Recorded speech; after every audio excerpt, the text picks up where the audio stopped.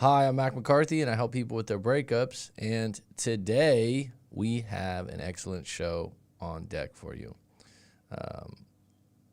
This is the Breakup Podcast, Episode 3. Creative name, not a creative name, but it gets to the point. Guest host Jessica is on today. Say hello, Jessica. Hello, hello. Wow, what a difference in your voice today. Really? Are you changing it for the mic? I mean, I'm just trying to be myself. So the topic that we're going to get into a little bit down the road on the live chat today is going to be to get married or not. Oh, I see. Which is going to be very interesting. Jessica didn't even know that that was going to be the topic, so it was a did. bit of a surprise for her. But she knows a lot about this because she's never been married. So it should be interesting. We won't get into that right away. I will lead with a story. If you like this live stream, throw me a like. If you don't like it, that's just fine. If you want to subscribe, and we will be doing live streams more regularly. I do have an Instagram, Coach Mac McCarthy, and if you do want to book a live coaching session, go to www.writemac.com. So, commercials over.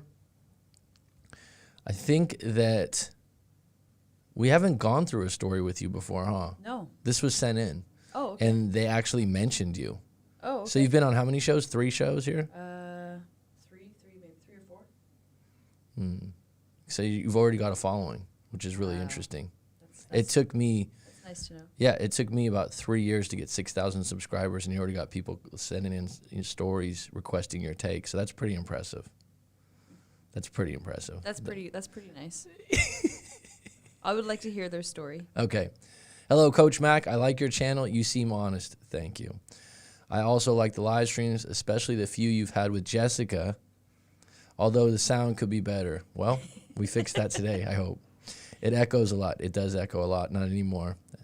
Okay, anyhow, here's my story. I'd love to get both your take and Jessica's take. If you could do this in a live stream, that would be great. I've already went to your site to pay for each of yours opinion. Okay. So, starts out, I'm 25 years old.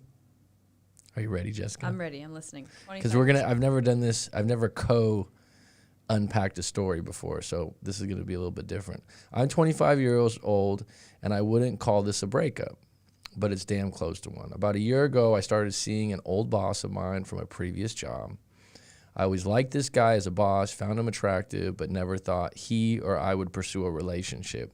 We were both actually in relationships, and I'm loyal to my partner, so the thought never even entered my mind. So us working together was about 2 years ago.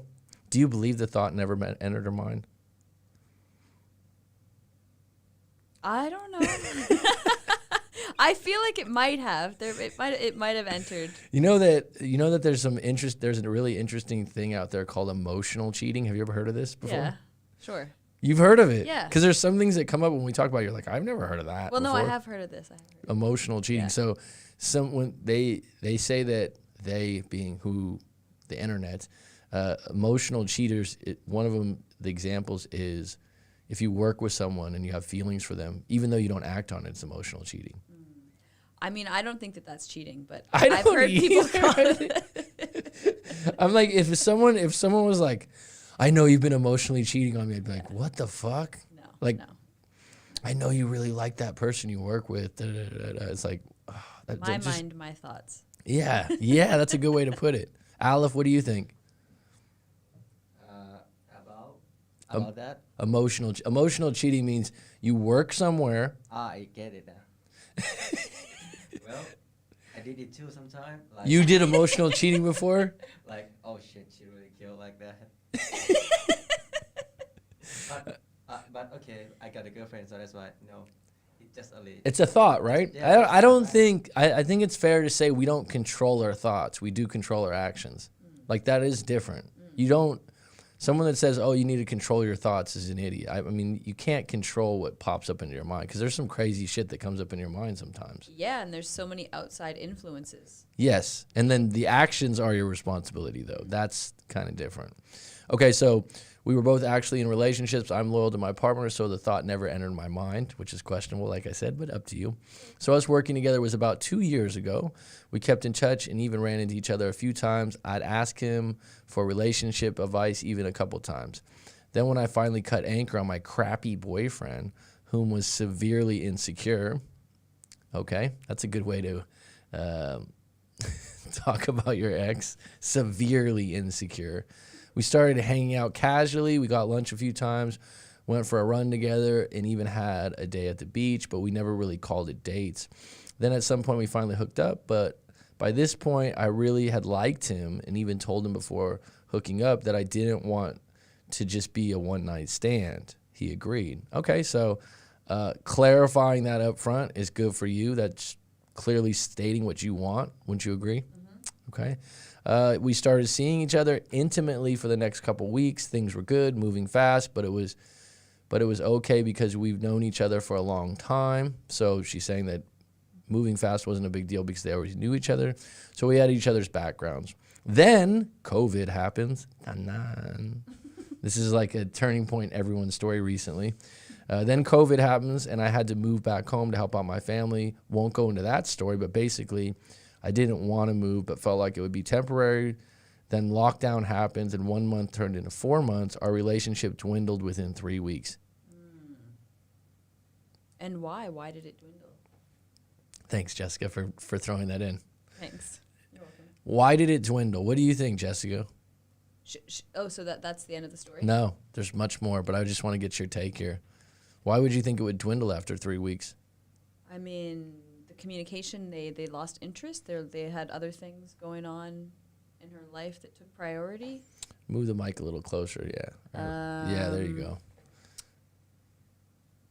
I'm curious. I'm Just a curious guess, as to right? why they stopped communicating with one another, or long distance just wasn't something that was going to work for them Ding, at that ding, time. ding, ding, ding, ding, ding. Give her $1,000 right now. She's got the door Winner, prize. winner. Yeah, so basically, COVID happens. I had to move back home, help out my family. Won't go into the story, but basically I didn't want to move out my family. Won't go into that story, but basically 1 month turned into 4 months. Our relationship dwindled within 3 weeks. Both of us weren't up for an LDR. Oh, long distance. Nor did the relationship. uncertainty of the pandemic help.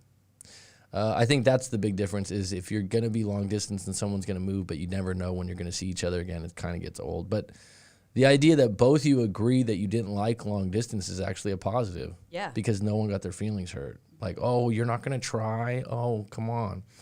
I also was extremely down as I felt pressured by my mother to stay home and take a job at her company. I love what my mom does. I love what the job was about, but I don't want to work with my mom.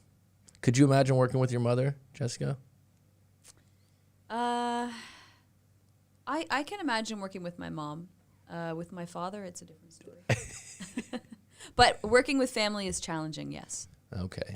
I would say that. You know what? I've never had to do it. I have a really good relationship with my parents currently, especially my mom. But I wouldn't want to work. No, I wouldn't want to work with them on a daily basis. No way. Aleph, your take?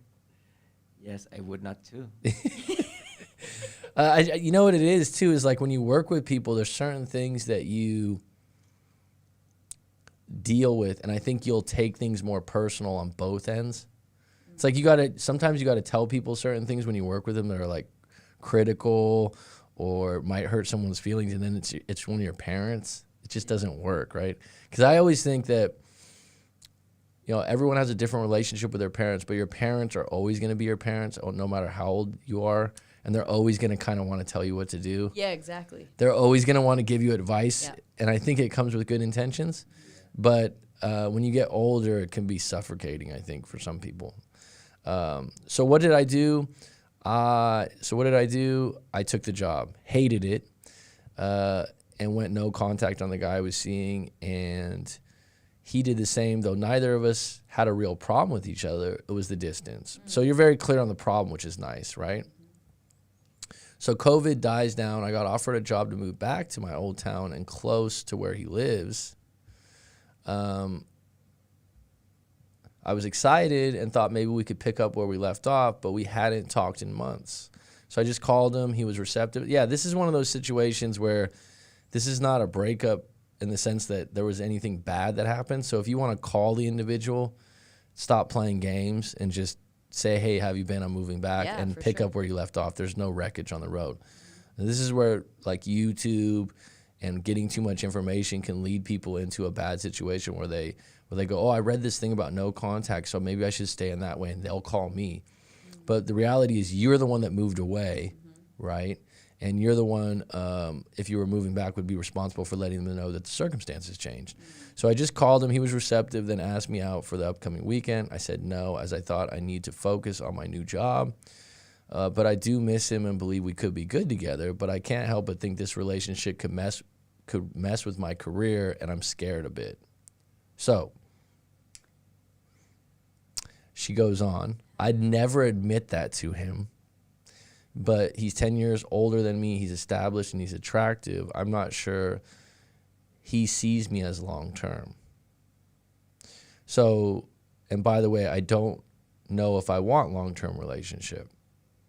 I'm kind of stuck on one thing in the past, like when she moved back and she got a new job, she came back and then she contacted him, but then he asked her out and she said no. So my question would be, if you didn't want to hang out with him, why would you contact him? Good question, right? Good. Well, I think what she's saying here, and this is why it's good to write out your story and write these things out, is you're confused on what you want. Right. I think, so let's just go back to that. It's good to get your perspective because it's clear to me, but you're saying, so I just called him, he was receptive, and then he even asked me out for the upcoming weekend. I said no, as I thought I need to focus on my new job, but I do miss him and believe we could be good together. I mean, that just sounds contradicting to me. It does, right? But I can't help but think this relationship could mess with my career, and I'm scared a bit. So what you'd have to do is, if you had a live coaching session with myself or even Jessica, you'd have to ask yourself, what are you scared of? What are you really scared of? Is it about your job and you being too busy, or is it the fact that she said, I'd never admit that to him, but he's 10 years older than me, he's established, and he's attractive. So something about that intimidates you, right? I'm not sure if he sees me as long-term. Now, this is a big thing. When people date, if they're like, I look for long-term partners, I look for this, I look for that, sometimes they try to figure that out too early. Does that make sense? Yep. Like, you're not going to know if someone's long-term by dating them for 4 weeks. Even if someone says while they're dating you, like, I'm looking to get married and have kids and all this stuff, that actually scares a lot of people away. I think if you're going to have a long-term relationship, it does have stages, and you can't put that assuming that you just ask someone, oh, do you look at us long-term? Yeah, I think so. But, like, that means that you're looking for certainty and getting back to this person and talking about this right now. You probably are a little bit scared because of what happened in the beginning.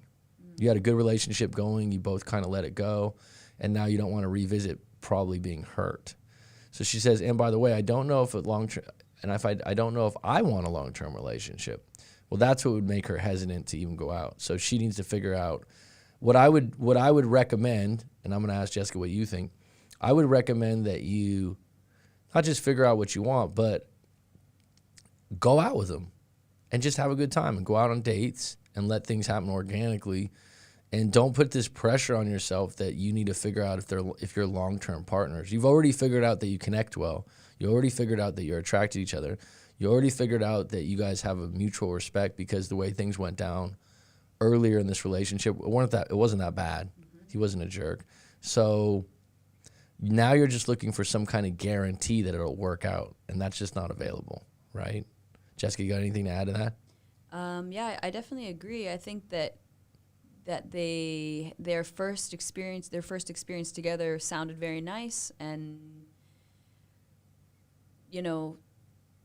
she had to move away, and life got busy, and then they just kind of got busy doing their own things. So why not hang out again? I mean, I don't think you need to look too far into the future and be like, what am I gonna get out from this? Is this gonna be a long-term relationship? Does he want a long-term relationship? It's like, if you got on well and you miss each other, it's like, yeah, go have dinner. I agree. Go hang out again. Be in the present. Catch up. Recently we went, so she writes on, and by the way, recently we just went out and had dinner for the first time. It was a bit awkward at first, but by the second hour we were chatting away and laughing a lot. I miss him, but I'm not sure why. But I don't trust him completely. So this is kind of a key thing. He's never really given me any history on his past relationships, and he's not one to call me too much. I mean, I really liked him at one point, but at times it felt casual to him. Like his feelings weren't that strong.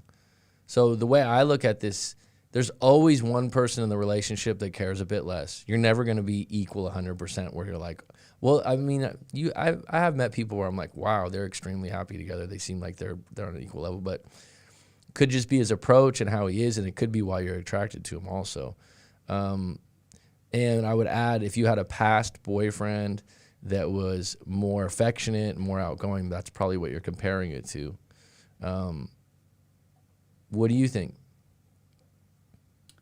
I mean, I'm kind of curious as to why after seeing him for that first date that the trust is already an issue. I wonder if that's because there's nothing here in the story that conveys that not trust him. I think it's more the fact that it didn't work one time. Right. Or the fact that she feels like she doesn't know enough about his past. I mean, I think that that takes time to get to know someone and maybe see if you hang out again or you do something else, and if he's going to open up some more or show some more interest. I mean, like maybe it just takes time to build. Okay. Go out a few times. During COVID, when we stopped talking, he never tries to get me back or say, how are you? It made me wonder, does he even care about me? So in the beginning of this story, she talks about saying that they both kind of agreed that it was a long distance relationship. They both kind of peeled off. But now at the end, it's kind of like a little bit of bitterness that, why didn't you try? Why didn't you chase me? So she writes, it made me wonder, does he even care about me? So now we've went out once. I'm not sure where we stand, but I'm wondering, should I pursue this? He's also not called me for a week after the dinner. Jessica, shouldn't guys be chasing us if they really like us?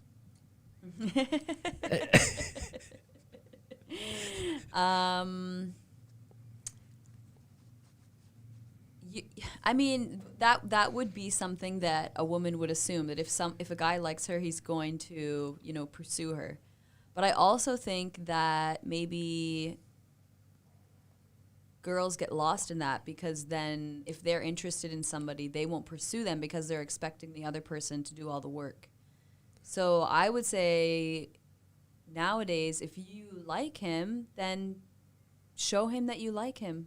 Tell him that you like him. Be like, let's go out. Don't sit there and wait. Like, I think in this case, she's completely capable of calling him up. Yeah. And he might be busy that week. And if you had a good dinner, you had a good connection, you have background, I agree. A lot of women, it's interesting to hear your perspective, because there's a lot of women out there that go, oh, I've read that he should chase me or this or that. And I just don't feel like that's always the case. Shoulda, woulda. I mean, there's too many shoulds. It's like, if you feel it, go for it. The window closes too on stuff.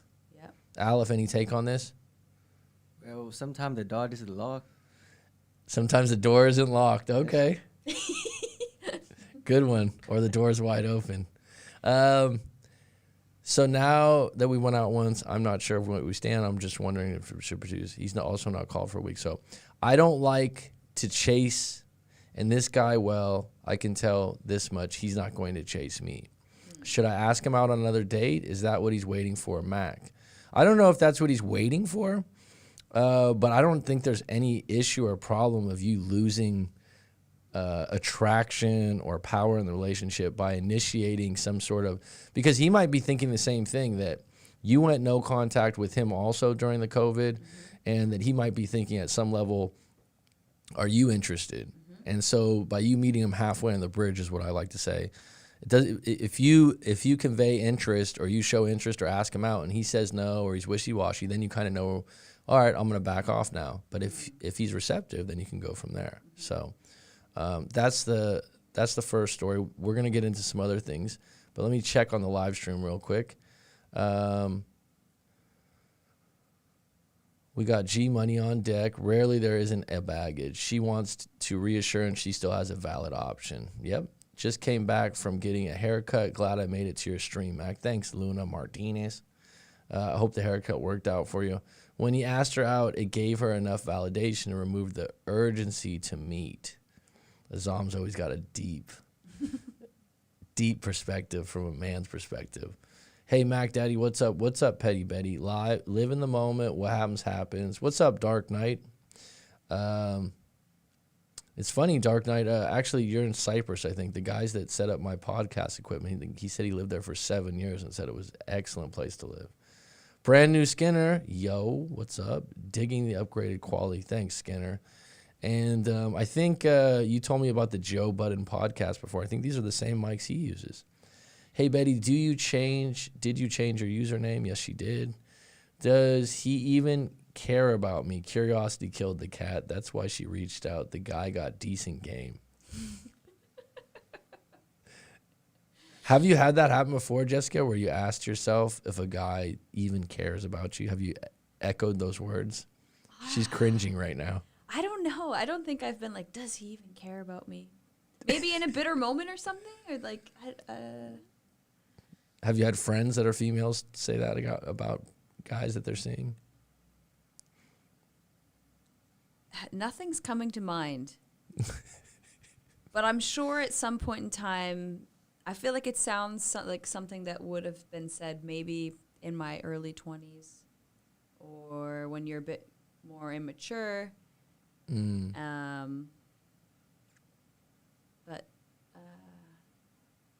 no, A guy that pursues a woman has nothing better to do. That's an interesting take. Rob's on deck. He says, hey, Jessica. Lunas, Rob, they said everyone's saying hello. Howdy. Skinner, Cyprus is awesome. Dark Knight says, what's up, Jen? How are you, hun? Oh, yeah, Mac used to say, Mary. Yep, that was the one. In my experience, marriage is not for everyone and is overrated in most cases. It's just unnatural in so many ways. I wish I knew earlier. So we're going to talk about to get married or not. So yesterday, Jessica actually just turned 32 years old. That's right. Congratulations. 32 is Many a great thanks. age. It's a She had a great good age. birthday party, lots of Great people, party. and an exceptional speech. I was very impressed by the speech, I'm the dinner glad. speech. I'm glad. It was JFK-like. Okay. Everyone was like, speech, and I thought Jessica was going to be like, no, it's okay. She got up right away. It was like, okay, everyone sit down. I do have a speech. Thank All you. right, everyone. Clink, clink, Pulls clink. out 2 pages. I was really ready and felt so grateful and wanted to thank everyone. Yeah. So the interesting thing yesterday in the live stream, I said we would be doing this live stream. I said, is there any topics? And so G Money says, well, Jessica's 32 years old. Why is she still single? And so I was Dun, dun, dun. so I was telling Jessica, I said, what do you think about that question? And she says, I get it all the time. Right? Yeah. And so let's just unpack that for a Definitely. little bit because I get it sometimes, but not nearly as much. And I've never been married at 39. But yeah, G Money's on deck too. Okay, so when you get that question, what do you feel about that question at 32 years old? Is it pressure? The smile. Does it make you feel more pressure, or does it make you feel upset, or is it nosy for someone to say that? I just think people are generally interested in relationships, and I'm used to that question by now, but it's like a little part of me cringes, a little part of me laughs, and then I don't know, either I go on to explain or I just am like, the single life, I'm enjoying it while I have it, kind of thing. But marriage for me is not something that I've ever dreamed of. Why would someone asking you if you're not married make you cringe? Because it becomes so repetitive, especially with family or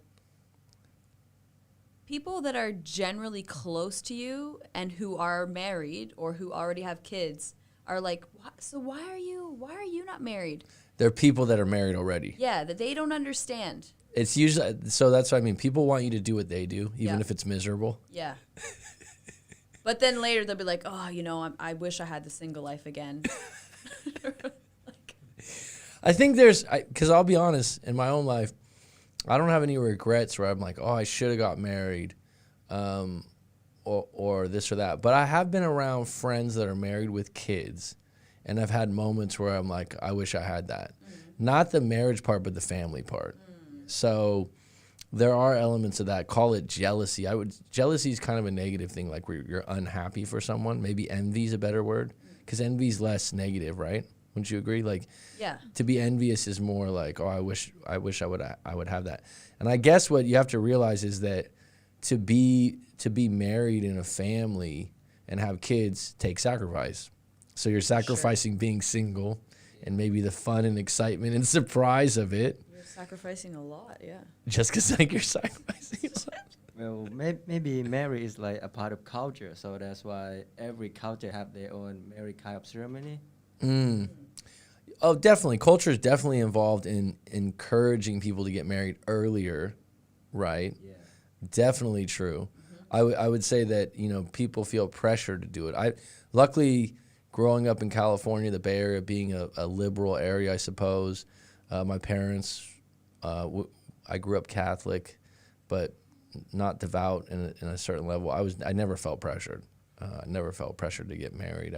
I didn't have those questions from parents and whatnot. So going back to Jessica, though, 32 years old, not married, gets the question all the time.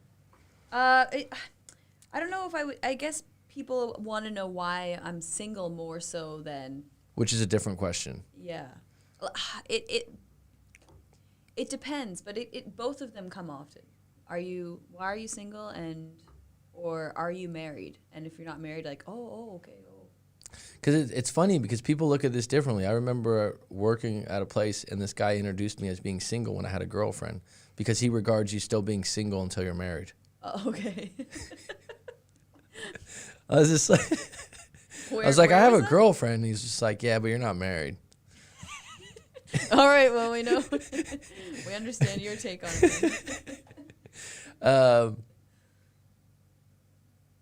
It's an interesting thing. I think that I think my father told me a long time ago, don't get married unless you're gonna have unless you want to have kids, and that would be the reason. But I think that probably marriage has changed a lot over the years. I think that it is no longer to death do us part. I don't think people are willing to stay together through the bad parts as much as people probably in the 1950s or our grandparents would be like, no, we're married no matter what. We're gonna make it through. Yeah.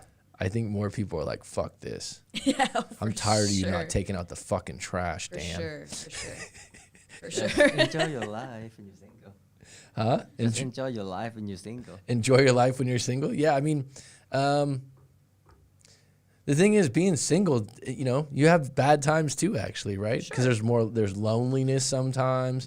If you would think that when you're single and maybe your dating's going really well, maybe you're seeing multiple people, maybe, you still have moments where there's parts of being single that you don't like. I think that you always want what you can't have, and if you can get to a point where you don't want what you can't have, you're in a pretty good place. Mm-hmm. But the marriage thing, what we're gonna unpack a little bit today, I had this as a show a long time ago, but Jessica, you didn't probably know about this, and I think I've talked about it a few times. But I have an alternative idea to marriage. And you wanna So if you, instead of getting married, what if we had a 4-year sex contract? Oh yeah, you have told me about this before, actually. I just forgot. Wait, okay, you're gonna need to explain. I guess that it's again. supposed. I guess some people would. 4-year sex contract. Yeah, you're interested, right? I mean, what? Well, you just instead of having a prenup, like so now you have like, oh, we'll get married, but we'll have a prenup. Why not just not get married, but have an agreement? To have sex for 4 years? That would be Sex every day for 4 years. that would give you a lot of leverage probably in the negotiation for whatever else you wanted. If you were able to offer that to an individual guy. Well, so wait, you mean okay? So instead of the marriage contract would be something that's temporary. It I wouldn't just be something that's for till okay. death do us So part. I had all my notes from this before, and I don't have. I went through it before, but I just think that okay, you have being single. Yeah. You have being this one's not talked about, being single but seeing multiple people, right? Whether that you want to call that being a player or you want to call that being friends with benefits, but there's that, right? And then there's boyfriend, girlfriend, partner, whatever you want to call it. Then there's marriage. Where's the fucking in between? It just right? Isn't it seem pretty fucking drastic? Yeah. It's just drastic to me. Like you go from like boyfriend, girlfriend, marriage is like it's just like Yeah. it's so much higher Yeah. that it's like baseball. You don't know much about baseball probably because you're Canadian, but I used to play baseball. softball, right? Yeah, that's right. Different game. Softball. Oh. So baseball, we have three. They have a single A, double A, and triple A before you even get to the majors. Like there's levels to get to a certain level, and I'm just wondering, why not have something that doesn't involve some big marriage, some big ceremony that creates this like unbreakable fucking promise of till the end of your fucking life, which is very, very dramatic, right? And is actually kind of, to me, not being married, it's a bit of pressure, right? Because I think when people have problems, I know people, well, we're married now, I have to eat shit. Like I have to, someone ends up in the relationship eating shit because the other person makes more money. Or someone ends up eating shit because they're worried if they leave the person, they're going to be a drunk on the streets for the rest of their life. The list goes on. And like they feel because they're married and that title's so high that they really can't leave. But if you had a 4-year sex contract where you were just like, all right, let's go over the grounds of our future relationship. Actually, instead of just getting married out of love, because marriage, you're getting married because you're going to share finances, you're going to share problems, you're going to, what's that? Salary. You're going to share, this is a big one, families. Like in-law, this is big because people will be like, oh my God, I hate her mother. It's like, you can't change that, dude. Yeah. Right? So why not just take, like one step below, we'll go with the 4-year sex contract before marriage and we'll see if we can actually get along. Because to me, initial relationships, in the caveman days were probably like, she beautiful, I like her, I want to sleep with her. Right? It's very simple, women to men, they do it for procreation. Now we've elevated everything into when you're married, your partner has so many roles, that's where attraction gets lost. I've talked about this before. It's like, I think when people live together, they can't continuously be attracted to their partner when they clean the toilet bowl on the weekends, when they maybe have hard times that they can't relate to, so on and so on. So I'm saying that if you had an agreement for 4 years with some outs and some expectations that are up front, I'm not saying it would be for everyone. I'm not saying it would be for everyone, but what if there was like a spreadsheet where it was like, all right, let's talk about this financial part. I just don't know that I like the name of the contract. I think that it's misleading. I need to know like what's inside of that. Why is it called a sex contract and not a Actually, I think in Europe and France they do have something that is a step in between a relationship and marriage, and you sign some papers, but you're not married legally, but you still have rights that married people have, but it's not till death do us part. Okay, in California they have a similar thing. If you've I don't know the exact thing, so I could be correct on this, but if you're together for 2 years, or 5 years, and you live together, someone has rights. Right. And it's financial rights, really. Yeah. It's financial rights in a lot of ways to common interests. Common law. Yeah, something like that. But so you don't like the idea of the 4-year sex contract, but here's the reality though, Jessica. The reality is, what's the difference between being friends and being partners? You mean? What's the difference? I mean, what's the one, like, If Okay. So I if mean, you have sex with your partner, but you don't have sex with your friend. right. I mean, what's the difference? I mean, what is at the core? This is kind of interesting to say. What's at the core of someone getting married, someone being boyfriend and girlfriend, or someone being long-term partners? What's at the core of that makes a difference between you just being friends with someone? That's the difference. Am I correct? I mean, is there are many couples out there that are like, yeah, we haven't had sex in 5 years. It's like, wow, dude, you're missing a big part of the, I guess you just don't like dessert. It's like, what is the difference? Like, why would you be together? Yeah. So that's why I would say that's, when you say like, oh, we shouldn't use that name for it. Well, I mean, that is one of the key things. Right. And it's actually one of the... So you think in 4 years that your sex can dwindle, and if it doesn't, like, in that 4-year term, if your sex stays alive, then what? You think about considering marriage I after, think that the contract would have to be one of those things where, like, I'd start like a website, and I would just have like a, how should I say this? Like, not a spreadsheet, but a group of things you can check off. Right. These are like the requirements, or this is what it all entails. And then you have outs, like a contract. Like, you can opt out in year 2 if things aren't right, and you don't have to give a reason. Right. I just think people shouldn't get married so soon. Like, I don't know. Like, marriage is not what it used to be, and people before were getting married because of like the church's influence, cultural society's influences, and it's just not that way anymore. So if you were to get married, what would it take? I would marry in order to share passports, in order to travel easier between countries. You're gonna use an individual for his passport? I would marry that person if I fell in love with somebody and it would make it easier to be together. Then I would get married. Like, so the incentives for marriage.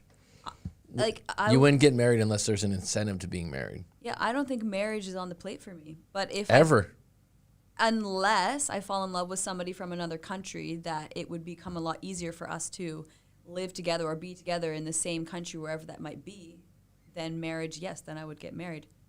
So Jessica's not a gold digger, but she is in search of someone that lives in a good country so she can get their citizenship.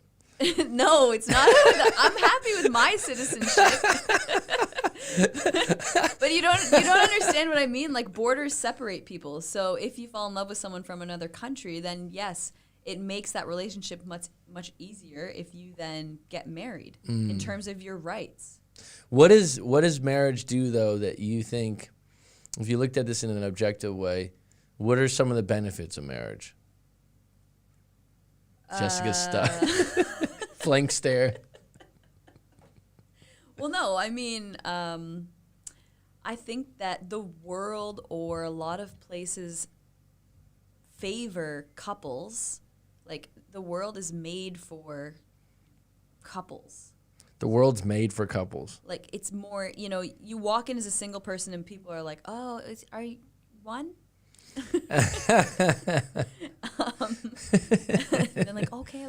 They put you at the table over here in the corner. Like, okay, the single person over there.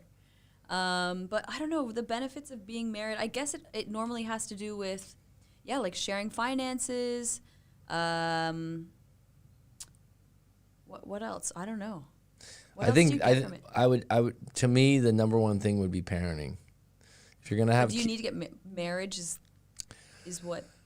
I think that if you're going to have kids with another individual and you're going to go all in and you're going to do it in a way that with good intentions, you want the intention to be with that person. Yeah. And I do believe, that being said, if you get married and you have kids and it doesn't work and you get divorced, I don't look down on you because I don't think you should be in a miserable marriage, because that can actually be bad for your kids to witness being miserable all the time and upset. I'm just saying that the intention of wanting to marry someone that you want to be with long term because you want to have kids with that individual, I think that's a different connection. And I think it's a different time in your life, because I certainly could say in my life in my 20s, I had no desire to have kids in my 20s. Yeah. And even in my early 30s, I'd say now I do. But I think that's a different mindset. And you always want to lead with intention. Like, what Yeah. Even if it doesn't work out, this is where people get fucked up a little bit. It's like, I want this, I want that, I want to be guaranteed. It's not. There's no guarantees of anything other than math being 2 + 2 is 4. That's the only. Those are the only things that like are guaranteed. But the idea that your good intention is like, I want to marry this woman because I want to raise kids with her, you know, all the way up till the kids are old. That's a good intent. That's a good intended thing. Now, it still might not work, but to me, that's a good reason to get married. Getting someone's passport or citizenship seems a little faulty. That's not what I said. You're twisting my words. You're twisting my words. I don't want their passport. But by the way, that could be a reason though. That absolutely could be, because if you're gonna get married, right? If you're gonna do anything as a human being that involves sacrifice, because let's face it, you getting married is taking yourself off the market, and you're saying, I'm gonna commit to another individual. Now, here's the thing: when people get married young, they don't really know what they're gonna be missing out on. So I think that they kind of jump into that, or like Aleph said, religion or culture, kind of, you know, wanting to please your family members or your culture. I totally understand. Yes, because some religion is like, if you are a guy and a girl, you're just together for a while, your parent will ship you to be engagement. Yeah. Yeah, no, it's not a choice, right? In some of those things. And so I don't have experience living in those kinds of societies, and I have compassion for people like that. We have a lot of people that come on, sometimes a live stream, but they send me stories that are from India, and they're always a mess about, I'm Hindu and my partner's Muslim and my parents will never like that and da da da. I can't relate. I've never been in that situation. I don't have a direct answer, but one of the answers I always tell people, unfortunately, you're not going to be able to change that. I don't see where you can change that. So trying to figure it out, you're going to have to release that. And if your religion's important to you or your family, and that's something that you want to stick with, then you're going to have to look for someone of the same religion. Yep. That's like a non-negotiable thing. All right, let's get into some of the live stream here and see what people have said today, because I kind of fell off here. I'm open for questions at this point, so go ahead and drop it if you have some questions.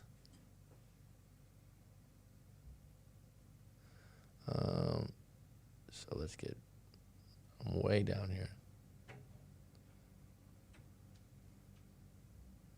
In my experience, marriage is not for everyone. It's overrated in most cases. It's just unnatural in so many ways. I wish I knew earlier, says Dark Knight, who was married. Happy belated birthday, Jessica from Luna. Happy birthday, Jessica, Petty Betty. What kind of food was there? Spring rolls, papaya salad, fried rice, rotisserie chicken. Isn't that random rotisserie chicken? It was That really good. That was their specialty. Yeah. She was. You know, it was good, and I don't like cake that much, was that coconut. Would you call that coconut cream cake? Coconut pandan cake. Oh, it was excellent. Yeah, delicious. I was married for almost 30 years, but amicably separated from my wife. We remained best friends, but I feel such a heavy weight lift from my chest. It's interesting because a lot of times people say when they stay together 20, 25, 30 years that they are able to leave as friends. Yeah. She was ready, actually waiting to have people ask her to speak. I don't know what that was in regards to, because I'm far from that. Almost everyone is here. Unless you really want kids, there's absolutely no reason to get married. Just stay together and date forever. I mean, I know a close friend of mine. They've been together for years. They call each other fiance. They have rings, but they never got married. But then recently, they have 10 plus years. I don't know the exact amount of time, and they're a very good couple. And they had originally said that they weren't getting married for financial reasons. I don't know what it was, something with taxes or something like that. But recently, I think they told me that they did want to have kids. And I like I said, I don't think you have to get married to have kids. But I think it's a good reason to get married, is if you're going to do that. Until we can learn to create healthy long-term relationships, breakups and heartbreak will happen continuously. Union is nature. Okay. I remember dating my ex. I had the intention to marry her, and every time I'd bring up the topic, she would turn down the idea by saying, I don't need papers to state that you and I are together. That's just a difference in values. Because like I said, I don't think I've ever gone into dating someone or having someone as my girlfriend and saying to myself, I really want to marry you. That's kind of bad, huh? I don't think I've had it. I think I've had a couple girlfriends hint that their friends are getting married. Yeah. I've had the topic come up. And then I thought at one point with one of my long-term relationships, I was like, well, I guess. I guess so. Yeah, I'd marry you. Like, there was no feeling of deep conviction to do it, though, if that makes sense. The only thing that I noticed that looking back on it created some kind of tension is friends that are married that would fucking ask you all the time or ask your partner all the time and pressure cook the thing. Yeah. And I would think to myself, I don't think you're that much happier than I am. The other thing this is just a random thing on my own. I think that there are some people out there that really look forward to the wedding. Yeah. There are women that live for a big bad boy wedding that's $30,000-$40,000. They're dreaming about it since they're like 10. You have friends like this? Yeah. Did you dream about having? I never did. But one of my best friends from university, she from the time that she was a little girl, she had dreamed about her wedding. And a good friend of mine, they spent like $35,000. I mean, while they were living in an apartment, they saved up $35,000 to have a huge wedding at the Ritz-Carlton and go on a 1-week vacation in Hawaii. Mm-hmm. And for like 2 years, they saved up all this money. And I just thought, wow. Yeah. This is a harsh word, but I found it a little bit pathetic. I was like, are you serious? You're going to use all that money to, I mean. Yeah. It's just. I mean, the parties can be great. Yeah, but I mean, especially when you don't have that kind of money. I think that there's a big, and my friend actually told me later on, he would probably never admit this, and he'd probably say, oh, I don't remember that. He said like a month later, he felt like, oh shit, what did I do? Oh, wow. No, because I think what happened is when you plan for a big wedding, you have this goal. Yeah. Right? Like, it's going to be a big deal. Like, when we get the wedding done and we get married and we've been fiancés for a year and a half and we're, picking out the cake and all that. And then it's like, okay, what's next? Right. We got zero in the fucking account. It's like, what's next? Like, okay, we got to buy a house now. Like, there's all these things that come next with the marriage that are like, but he said he had this moment of like, now I'm really married. Like, now I'm done. Yeah. Like, now I can't see other women. Like, and it hit him, he said, for like a couple months. Like, is it almost like a way to kind of get lost in what you're doing? Like, okay, so you're going to marry someone and he hasn't even considered what it's going to be like to not see other people afterwards. And then you throw yourself into planning the party. And then it kind of like maybe it takes you away from thinking about any long-term plans. And you're just kind of like focusing on the party. And then after it's all done, then you're like, oh, okay, I actually have to face reality. Yeah. Well, I think one of the things that gets people now in marriages is people's lives are so exaggerated on social media. Yeah. Right. Oh. This is one of the reasons why I didn't do Instagram for so long, because it's like, I'm like, I live in a great place. I'm happy where I'm at. I still have problems in my life. I'm still not happy about some things and different things. Right. But like, let me post this beautiful sunset in Thailand and be like, ha, ha, ha, where do you live? It's kind of fucked up, right? It's like at the same time, people are like, wow, that's beautiful. Yeah. But like, sometimes I feel like it's like, look how great my life is. And I think that getting back to the marriage thing, I think when you're married and you're interacting with hundreds of people on social media and one of your buddies becomes single or one of your girlfriends, if you're a woman or something like that, like, and you see them having a lot of fun being single, it's like, oh shit, I don't have that option. I can't just go out and get divorced. There's there's all these entanglements to it, and it's more enticing now that you have all these snippets of people's lives that you kind of compare to, and you're like, oh my God. You're not going to show like that you've been doing laundry all day for the kids. That's not going to get posted on Instagram unless you're one of those pity seekers like, look, it's laundry day, and And there are some Instagram accounts out there of women who are married with children, and they post their home lives, motherly home lives, and they post these like dreamy pictures of curly haired kids in like beautiful dresses with like golden light, and they're like romanticizing this home life, or maybe it really is like that. I don't know, but I just think that I wouldn't there's put my kids on Instagram. That's just weird. people do it, and then they promote kid clothes, kid products. Oh, that's kids. what it is. Yeah. Okay. I remember dating my ex. I had the breakup culture is bigger than marriage culture. That's actually like an interesting. nowadays. I never thought of that. That's an interesting way to put it, Rob. Breakup culture is bigger than marriage culture. Divorce? No. Oh, like breakup before you get married. I mean, divorce to me would be a form of breaking up. Right. I wouldn't say it's different than breaking up with. I mean, But you got to get married to get divorced. yeah, but it's a breakup, right? Yeah. It's a form of a breakup. But what he's saying is breakup culture is bigger than marriage culture. That's interesting because you definitely meet probably more people than you did 30 years ago that are broken up. People definitely break up more than they stay long term. Yeah. Aren't divorce, isn't it like 50-50? Well, the thing about divorce that I've always said, this is what goes on the internet now and YouTube, and I'm on YouTube right now speaking. But people go, like it's like, oh yeah, well, what about you? It's like people go, this is what always gets me with the scientific shit. Stats? Yeah, well, people just go, the data says, what data? No one ever goes, I got this from XYZ. Do you know what I'm saying? Like, there's all these people, like Joe Rogan will have someone on that wrote a book that's some kind of scientist or something. Well, the data doesn't suggest that. It's like someone was on Joe Rogan, this is a while back, and Greek yogurt has, what is it? What do they call the bacteria in there supposed to be good for you? Do you know what I'm talking about? Yeah, but I Biotics or something? I don't know. Like foods like that are supposed to be good for you. It's probiotics? Probiotics. Yeah. And this one guy's on, and he's some kind of doctor and he's some kind of scientist, and Joe Rogan's like, and I eat Greek yogurt, right? And I think it's good for you, whatever.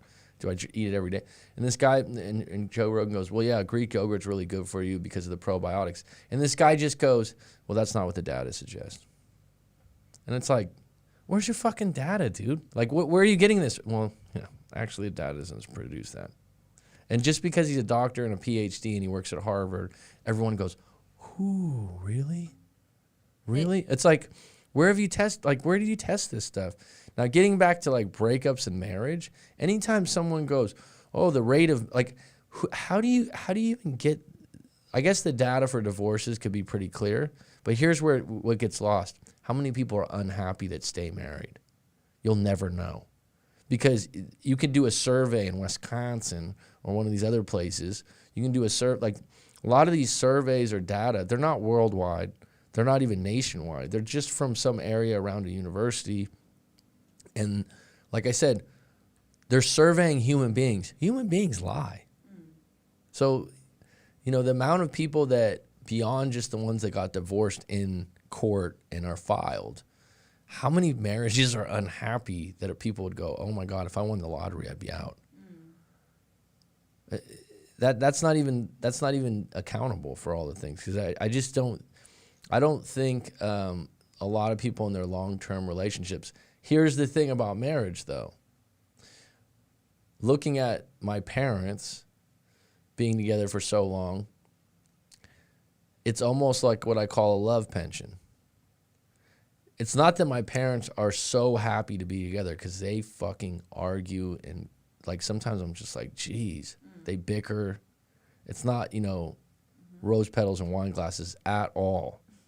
It's not Leave It to Beaver either, right? But they have their roles. They know their place. They know each other's habits. When you get to they're both, my mom's my mom's I think 67. I should know this. My dad's 72. It's like when you get to that level, it's nice to have someone. I don't know if that would be fun for a lot of people to be single at that point. Saying that, some people would be fine with it. But that's why I'm saying, if you stave off all the crap and you get to that level, then there's probably some rewards to that. But even them, they don't know them while they're in the marriage. Does that make sense? Yeah. Mac, you got another person on here. Actually, that's Aleph. He's the producer and sound guy. He just walked out. But yeah, he's actually Thai, and yeah, I told him chime in when you want. Sometimes it would bring me down at times, but I continue to openly state that idea throughout the 6 years I was with her. Luna, if someone's not open to getting marriage, doing marriage, and you are, you got to let that go. Marriage is a bad deal for men at the moment. In certain countries, it's worse than others. Not wanting marriage indicates an inability to pair bond. To what? Pair bond? I got to Google that word. Go ahead. How do you spell it? Pair bond. P-A-I-R. Bond. Okay. B-O-N-D. Or the other person you want to marry isn't available. Boyfriend and girlfriend just means you like each other. There's no real commitment there. I would say in my relationships, if someone's my girlfriend, it's a commitment for me. It is. It's more than me just liking them, because when I go somewhere and I introduce someone as my girlfriend, I feel like that's a reflection of myself. I feel like that's someone I should be proud to be with. That it's not just someone I like. Someone that I'm just seeing or something like that, I don't necessarily want to share that and bring someone like that to a family dinner or something. You know, I think it's a little bit deeper. Renewable contract. When we're talking about the contract, good one is off. Desire cannot be negotiated. That doesn't work because money is important, says Petty Betty. Marriage already is a sex contract. Withholding sex is totally valid grounds for divorce. Using it as a bargaining chip is definitely something that I haven't dealt with that, but I know other people that do it in their relationships, and I find it to be a pretty shitty thing that someone uses to negotiate what they want in a relationship. Nothing about relationships is rational. It's always about genuine desire. A contract is unnatural to humans. Okay. Problem is that everything that used to make marriage beneficial has been erased. Men have no true power in a relationship other than the power to walk away. Well, I mean, specifically laws in California and different places like this, and I don't know the specifics of them, but a lot of guys feel like they get a bad deal. What about a trial sex contract prior to the 4-year? A trial, I don't know. Rarely women marry the love of their life. What do you think about that statement, Jessica? I'm still thinking about what is this with the men in California aren't happy about marriage? What that they feel? What is this that they're okay, so I don't know how it is in Canada or Nova Scotia, but basically, if someone's making this can work against women too, because it has to do with financials, but men feel like they are painted as the bad guy in all divorces, and if they are making more money, they will have to. I've known guys before that are like, I'm giving 60% of my salary to my wife. We have 60%. It's high. Some of the numbers were very high, and it's one of those things. It gets taken out of your wages. Women that were with you during college, like if you were a dentist or something like that, they have more of a right to not just money for the kids, but to lifestyle. I don't know if you knew that. To lifestyle. Because they contributed, like, let's say that you become a dentist, for example, and she was with you during your college years and somehow maybe contributed to your college. She could say that she gets a portion of your salary for the rest of her life. I don't know the specifics of that because I'm not a lawyer. This is just what people have told me before. So okay. It's the alimony thing is a big thing. The splitting of assets. It's a lot of financial parts. Yeah, it's mostly financial. It is. It's financial. Yeah. It's a lot of financial parts. Women rarely marry the love of their life. What do you think? Is that true, Jessica? Well, my friends who have gotten married, I think that they did marry the love of their lives. Okay. But maybe when they're, maybe 20 years down the road, they're going to be thinking like, oh, Do you believe in soulmates? Yes. Multiple or just one? I don't know. I want to believe that there are soulmates out there for people. I think you can find a soulmate. I don't think there's only one. No. What happens if you lose one of your soulmates?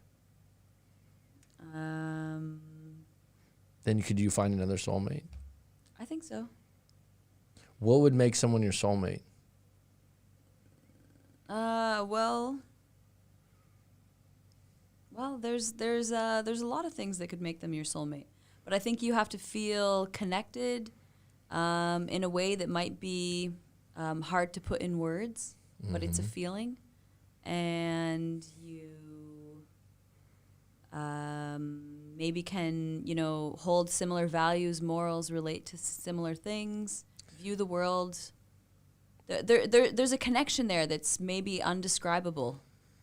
Have you had it before? No. How would you know? That's how I imagine it. That's how I imagine it. If I was to find a soulmate. It's would it be love on first sight? I don't know. Is a soulmate love at first sight? I don't know. I've never signed up for that. When someone says someone's their soulmate, I think good for you. I don't think like, oh, you're stupid or something like that. I'm like, I remember the first time I heard it, there was a friend of mine, I used to play basketball at this YMCA. This is random.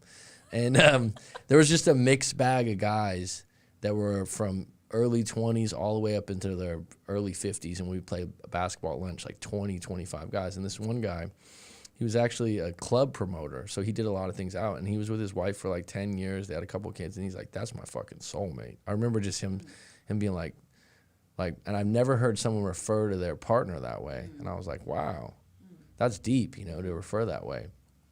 So I don't think it's a problem. I think it becomes bad when people believe there's only one. Right. Because I think that means that if you break up, someone can pass away, someone can, there's so many variables that happens in life that you're gonna think that you only had one chance at that person. I think that's limited. That's limiting for sure. That's limiting. But the idea that someone can look at someone in that way, I think before someone can even get that deep, they have to be in a really good place as an individual. Mm-hmm. They have to feel really good about themselves. They're never going to feel that good about someone else unless they're feeling good about their own lives. Mm-hmm. Problem is that everything that used to make marriage. Okay, so what about a trial sex contract prior to the fort? Rarely women marry to love of their life. There's a lot of stuff on this, Jessica, actually on women podcasts where women are like, you don't marry the guy that you had the best intimacy with or the hottest guy. You go for the guy that listens. You go for the guy that has a good job and is, going to do what you want him to do. So it's almost like, have you ever seen the movie American Beauty? Yes. Great fucking movie. Yeah. Great movie. Look what's the guy's name? Kevin Spacey's character's name? Arthur? No. But the way their marriage transpires, they have this, the beautiful house, the lawn, the strange teenage kid that is really dark, and he ends up being a big wuss, and his wife pushes him around, and the whole point of the movie is he finally kind of stands up for himself and realizes this is a pretty shitty life. Yeah. Oh my gosh, I need to rewatch this movie. It's a great movie. Yeah. American Beauty. I remember it was filmed really beautifully. The cinematography was good. It's a great story, though. But what they're saying is this is how marriage in America is, and the family life. Even though it looks so great on the outside, this guy's struggling. Mm-hmm. She's pushing him around, and he's got the ideal job. Whatever. I won't go all into it, but this is what happens. Azam nails it. Most women are unhappy in their marriage because they didn't marry their first choice. Well, the question on that, G-Money, would be if their first choice wants to marry them.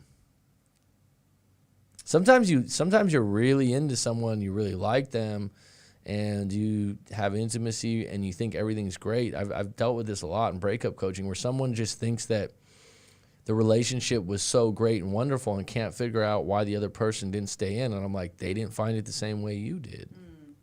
That's a hard pill to swallow. Yeah. But the reality is that's what some people are like, I wasn't as happy as you were. You didn't do the things for me that I did for you. I think people won't yeah. say that, Yeah. right? Before you, I think you need to ask yourself before you get married is what are your intentions here? Why do you want to get married? And often people just do it because it's what people do. They're just following suit. But it's like, why do you really want to get married? Good question. I've never said yes. No, but really. I've only had well, I've had 2 girlfriends that have brought it up more than once. And one of the girlfriends, we were only together 2 years, but it was just part of her morals and values. Yeah. She hadn't been with a lot of other guys, and that was something that was important to her. And I remember she brought it up one time and was really serious about it. I kind of laughed because I was like, really? We're going to talk about marriage right now? She was dead serious. You laughed. She had it all figured out. She's like, you're going to have to talk to my dad first. You're going to have to do this. And I'm like, what? Wait, what? You're giving me how to go about this and everything. I just thought it was funny. And I remember her looking at me like, no, I'm serious. Like, this is our next step. And I was like, saying that, she would have been an excellent wife. She would have been an excellent mom. I just wasn't ready for that part. But, yeah, I mean, to some people, it's the next step. Well, if we're going to be honest and risky, most women cannot live up their sex responsibilities in a marriage. After a while, the excuses start coming in. And that's when men start to sway. Wait, let me read that again.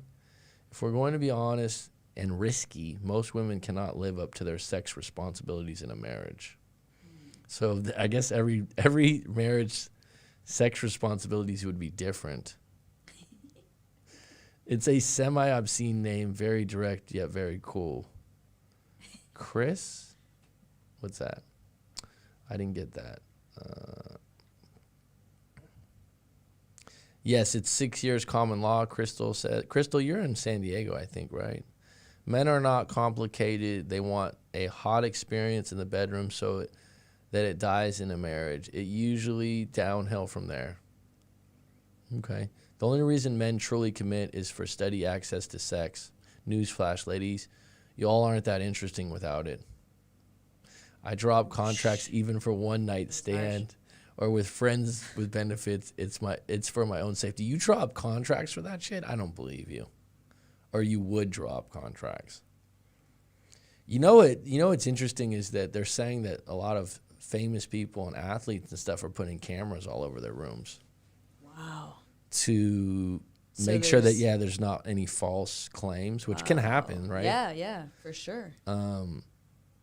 But there's a lot of cameras in the world now. Like, I've had a few clients in breakups that are like, yeah, I thought she was she doesn't realize that I had cameras on the perimeter of the house and this and that. And I'm like, wow. Dude went out of town and he saw everything from his iPhone, her having a cigarette with the guy with no bra on and a T-shirt and the guy like coming up from behind. And she picked him up from the airport and was like, hey, da-da-da. And he's like, hey, how was the time away? Da-da-da. And she was like, oh, it was just fine. And she just kept going on. Da-da-da. And he's like, you do know I have cameras. I did see you have a cigarette out in front. Da-da-da. And she was just like, and he goes, I want your shit out of the house when we get home. I was just like, whoa. Because the cameras, that's the thing about it. It's like there's no debating, right? Yeah. Like there's so much debating if something's true or asking someone a question or even text messaging. But a camera, ooh. You're caught. Ooh. A camera in front of the house is totally fine, though. I mean, if it was hidden somewhere, I don't know, in like the bathroom or in the bedroom, if it wasn't, like consent, if both people weren't like, yeah, put a camera in, okay, great. But if only one person knew, but man, bringing some guy over to your partner's place, and it's fucking low. That's pretty low. It is low. It's really, it's like, harsh. Yeah, it's beyond just cheating. It's highly disrespectful, Yeah. right? And the funny thing about cheating and some of these other things, people will say like, at my house. Yeah. At my house? Like, that's, you drove them in my car? Yeah. Like, they cling to those kinds of things that are possessive, right? So women want to get married, but they can't keep up with the thrilling sex life, and here comes the girlfriend. A contract indicates equality of power. That's not how relationships work. That's a good point. It assumes men and women are the same, blank slate theory. I don't know, to be honest, contracts aren't always equal. A contract can have things that are unequal, that are it's an agreement of the situation. Someone can have that. The sex life with my ex was honeymoon for 9 years, and I think it's because we were not married and lived in separate homes. Bingo. I think that's big. Yeah. I think that's agree. huge. I've talked about this before. Mating in Captivity, which is a good book. At the core of her message is space, is getting space. I think that absolutely is true, Dark Knight, that not living together. I think even if you're married and you don't live together, that you could probably, like, the idea that you have time away from each other and you miss each other, and then the times that you do see each other, you're maybe at your best. That's going to inflate the intimacy. Opt out. Sex with my ex died after 3 to 4 years. Here's a pen, you know where to sign. Opt out. Hit Tinder and then opt back in when all else fails. Competition anxiety benefits men. This is true, I think. You know what that is, Jessica? So when you're trying to get a girl and you see other people trying to get her too? No, it's when women worry if other women you're talking about, like, you feel like you have to compete for your boyfriend or the guy you're interested in. That you feel like I feel that I would like. I'm saying that if you're in a relationship, or even if you just like someone, if you just like someone and you meet them at a dinner party, like your birthday thing, and that person is being surrounded by other women, right, you're gonna feel more like, I better step up my game. And that's going to make you more attracted to them, and that's going to make you try harder. Jessica's like, she's not buying it. She's actually losing her attention here. She went to her phone. No, I didn't. Competition anxiety is real, though. I think that's true. Okay. Do you think it's true? Or do you just give up on the competition? I don't give up on the competition, but I guess I haven't been in too many situations recently where that might happen, or where I might see one guy getting a lot of attention and I'm like, I feel jealous and like I need to kind of get over there and step up my game. So if you feel like a guy's being pursued by multiple women, a guy you like, maybe a guy you dated, would you just bail out on the situation, or would you try harder? If he wasn't putting any effort in showing his interest in me and I had put mine in, then I'm not sure how far I would take it. If I saw him like going out with other girls, then I'd be like, okay, I'm not interested in a guy who's going to be going after a bunch of other girls. I don't believe you. Really? That's not surprising. Marries as a survival tactic and for benefits. I'm way behind the live stream today. The beta male provider who becomes the white knight is willing to be the provider. Ask her who is the guy she is hinting about. Plenty of white knights. Luckily, I'd say. I don't know. Are you hinting about a guy? I don't know if that was directed toward you. Unless he wants kids, a man on his purpose will not get married. His value drops if he does. Why give it up to one person when you have the world on a platter? On a platter. Polygamy is a man's natural state. I mean, I think that polygamy is something that is underrated. What polygamy mean to you? You can see multiple people at one time. Why are people so opposed to having kids? Have we become that selfish? There's enough people on the world already. G Money, that's an interesting thing. I think that it has to do with life experience, and so like me not having kids, one of the things that I was extremely cautious of. It's not like by accident, right? It's some people are more preventive than others. Someone's like the one that always gets me when you don't have kids is people looking for pity. You know, I have 3 kids, man. Yeah. You know how expensive 3 kids are? It's like, who did that, dude? Yeah. Good for you. I didn't. Yeah. Nobody forced you. I remember I had this small business, and this guy owed money, and he's like, you know, I have 3 kids. It's like, go buy some fucking condoms, dude. It's like, you don't get to use it. Like There's a reason that I didn't have, like, when you ask that, I'm like, well, it's not that I'm selfish. I think one of the things that really contributed to it, it's actually, I don't know if it's a positive or a negative thing. My sister got pregnant at 18, and I remember how dramatic it was and how big of a deal it was in the family. And I was only like 11, or no, I'm sorry, 18. I was only about 13. And I just remember people telling her that she should get in like all the pushback. And so when I started getting sexually active, I was always like, I don't want to be in that situation young. Yeah. Saying that, I'm extremely thankful that my sister had my niece, who I'm very close to, and I'm very happy that she was strong enough to have the kid. But I think that when you say, like, why don't people want kids? Those are the kinds of things that will spark something. Or a parent that's like, don't ever have kids. You know, those are the kinds of things. People don't just naturally not want to have kids. Yeah. There's a reason for not wanting that. Is there a reason you haven't had kids, you think?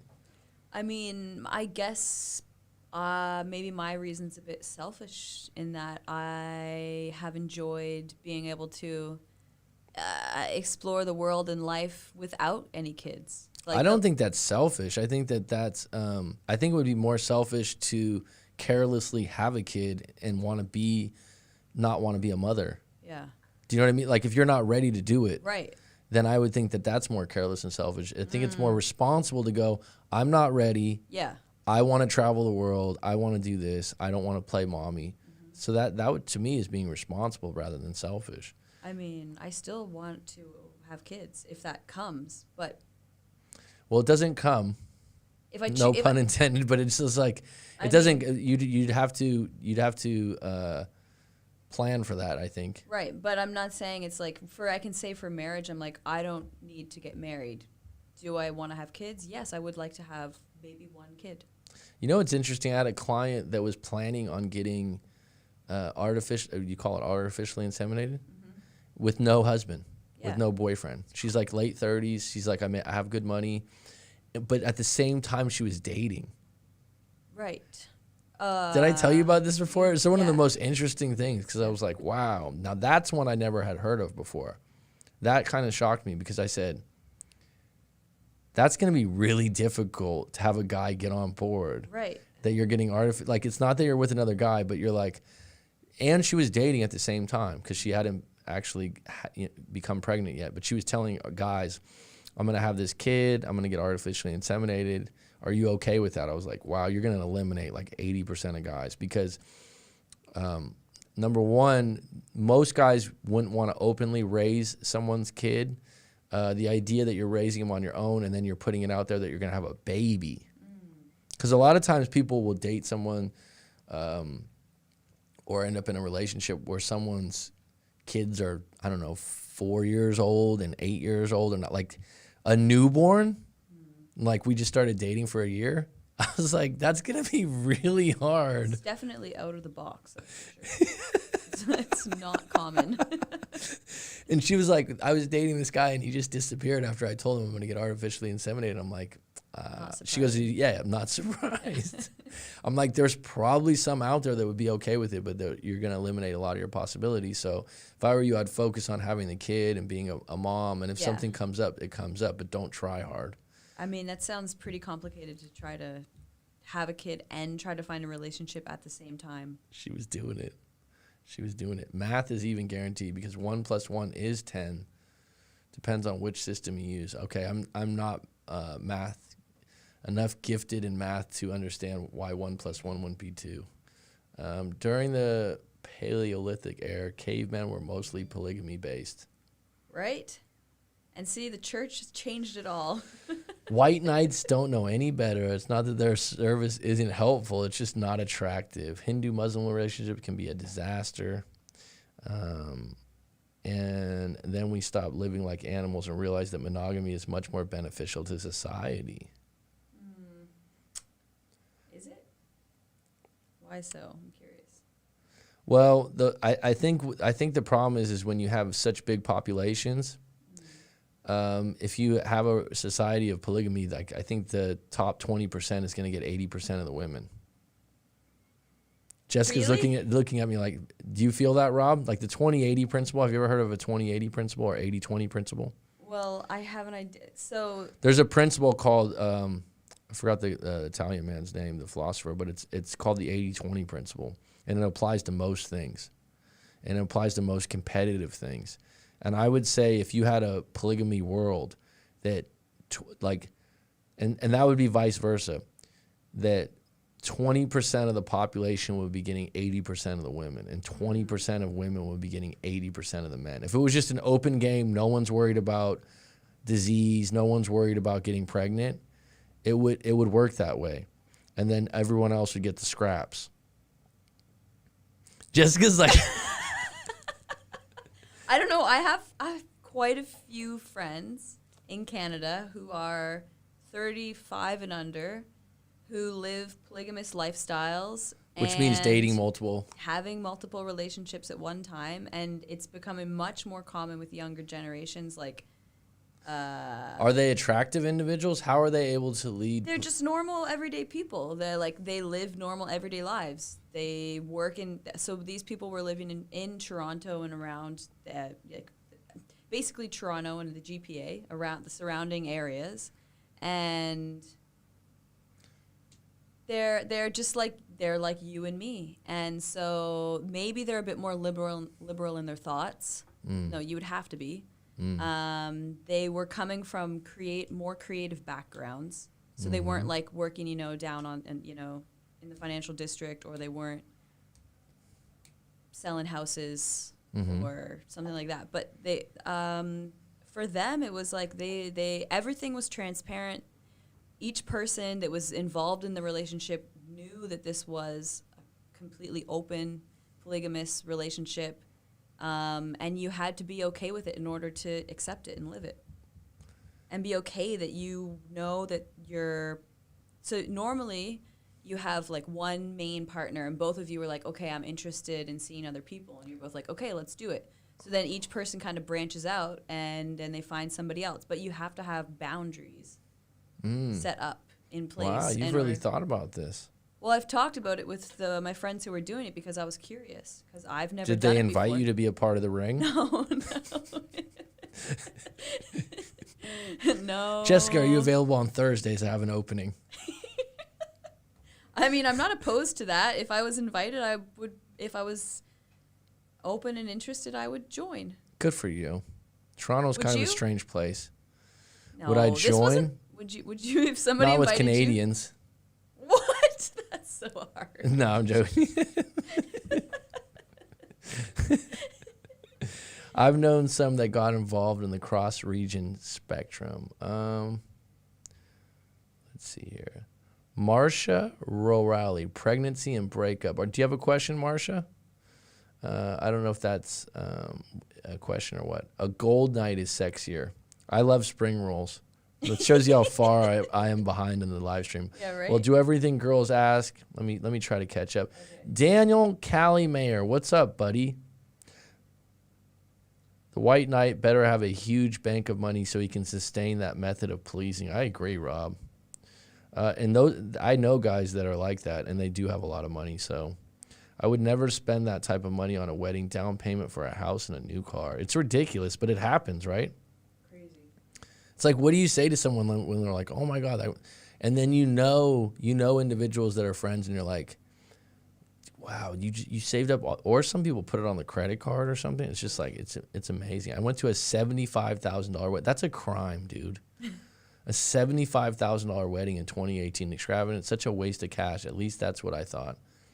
I mean, I don't want to get into this thing that, like, people are starving in the world. It sounds extreme, but it's like, come on.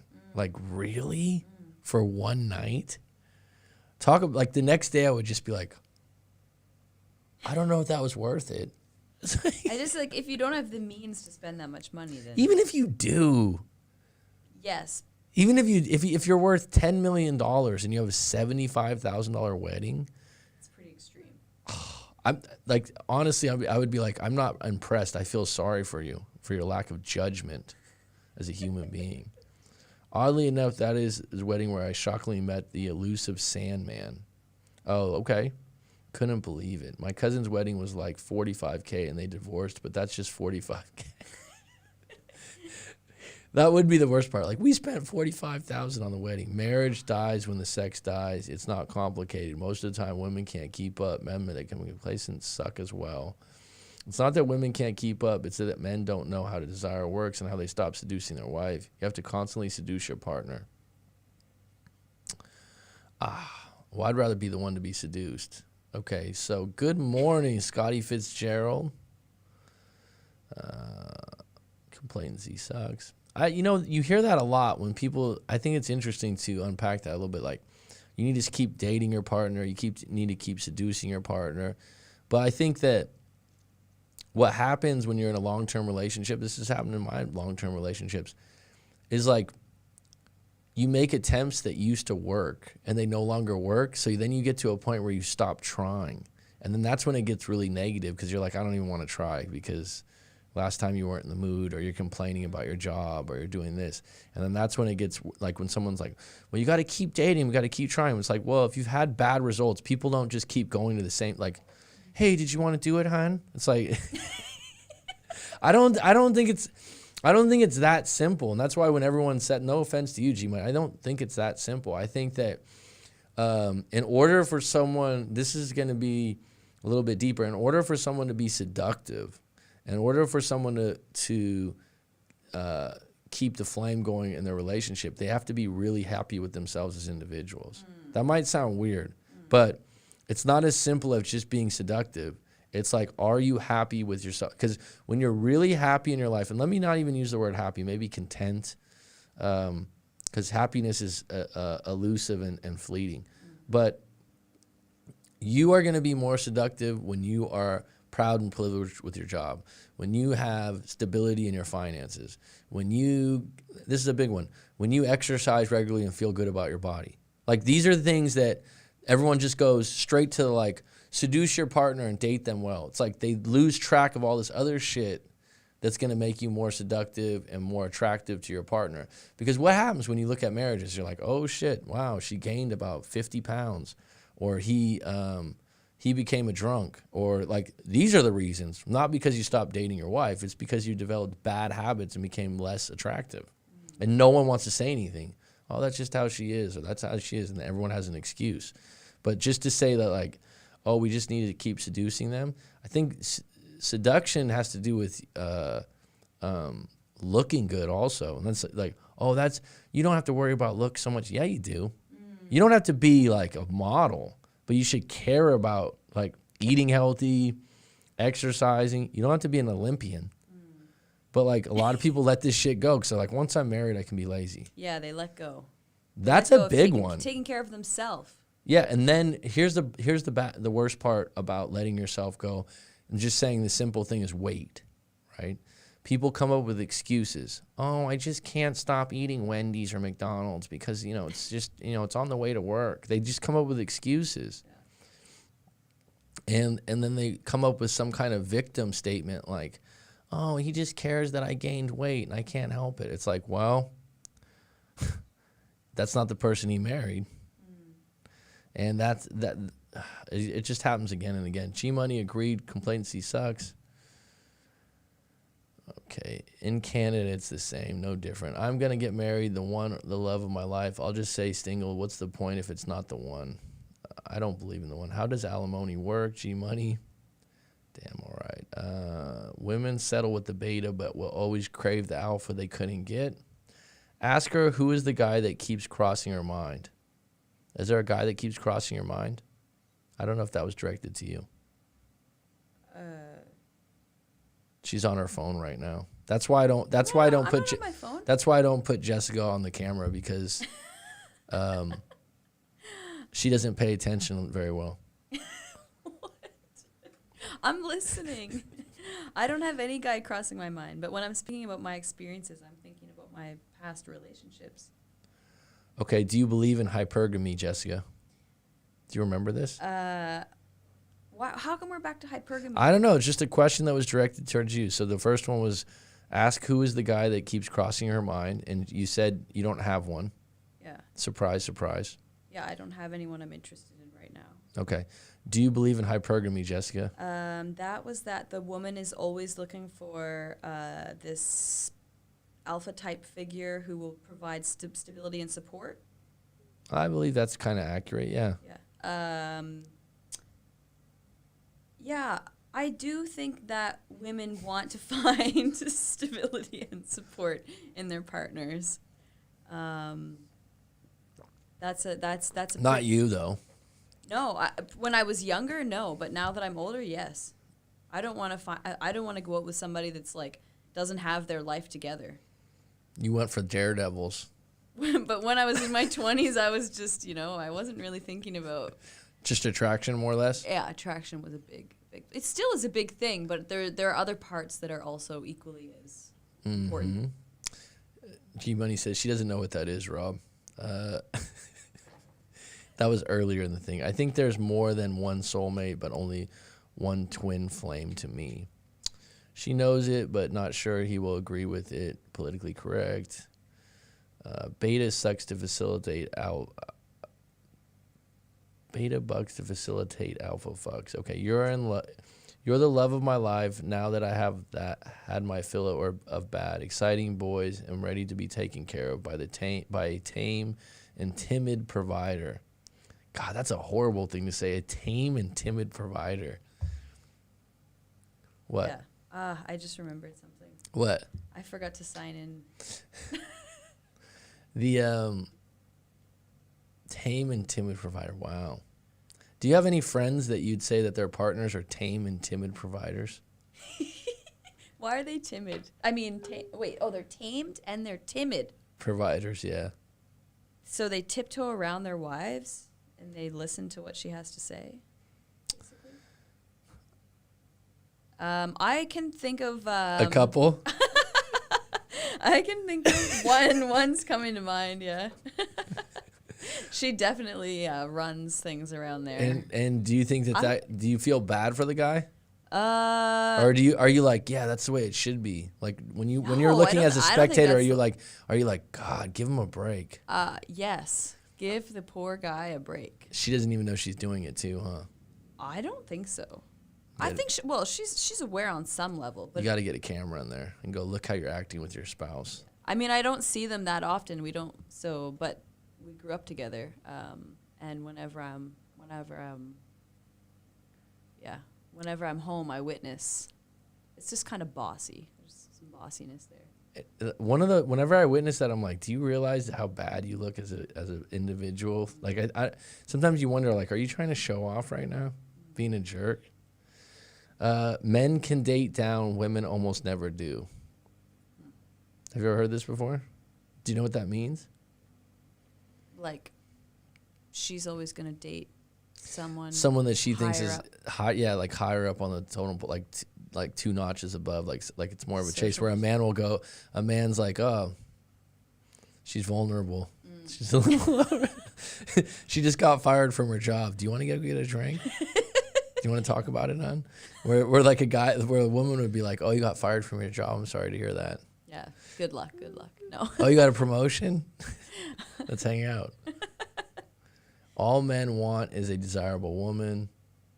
That's 99% of it all. Men want nothing more to one that is desirable, honest, and loyal. Honesty and loyalty is big, yeah. Ask Jessica what she thinks a man finds more attractive. A submissive woman or a strong, independent woman who doesn't need a man? I think it depends on the man. But that would be true. For sure. There's definitely men out there that would prefer an independent woman over a submissive one. But nowadays, I think there are more independent women than submissive women. But he's saying, what do you think a man finds more attractive? I think it depends on the man. I don't think you can just call men a man. There's too many men in the world. Okay, so it would be individually based, you think? Mm-hmm. What do you think? I think that instinctually men would like a woman that's more submissive, but in what way would be the question? Like a total pushover, or someone that's more feminine and likes the man to lead? Submissive can mean many different things in many different ballparks, right? Well, So I'm just thinking is like she submisses to whatever he says. see, that's what I mean. If you say from Yeah. whatever, that would be a total pushover. That'd be extreme level. So that's why when a question like that can be strained out as being a little bit broad, but I would say that most men would probably want a submissive woman and be more attracted, because we're talking about attraction. But excuse me. Excused. Good microphone. So, but strong, independent, there are a market. There are guys that like that. There are guys that like to be in the role of the woman making the decisions and whatnot. So, but what I'd say the average guy would find a submissive woman more attractive. I had that before when my ex asked me out about that. I felt, wow, is it too fast? Hypergamy is what screws up most women, honestly. How does it screw them up, Dark Knight? Sex is not the responsibility, though, so she should have the hots for you. I'll do anything except for ain't. Wow. I'm not even going to say that, Petty Betty. If you don't have the hots for someone, don't be with them, marriage or otherwise. If you don't crave your partner, move on. That's a really good way to put it. Crave your partner. I don't know if that can be something that can be on all the time. If you don't crave an individual. So I don't know, whoever said women can't keep up is talking about, unless it's, she says it again. All right, almost done here. Oh, Sabina came on, okay. I think no one wants to marry another man. He's talking about if the guy's too strong-willed. Women will 100% date down. My ex is currently dating. Oh, my God. I don't even know how or where to start describing that horse. I agree, G-Money. Why would I want a woman who constantly challenges me? I want a woman who follows my lead. Okay. Very simply, if a man doesn't know how to act like a man, the wife will subconsciously pick this up, and she will likely slide into her masculine, and this will repel attraction. I want to get to the bottom of this.